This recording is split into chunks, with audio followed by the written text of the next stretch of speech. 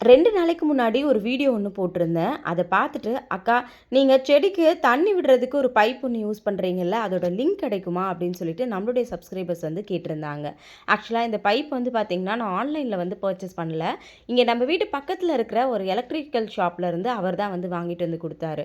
அவர் வாங்கிட்டு வரும்போது நான் கேட்டேன், "இது தேவையில்லாத செலவு தானே இப்போ. தண்ணிய பக்கெட்ல மொண்டு அப்படியே ஊத்திக்கலாம்ல.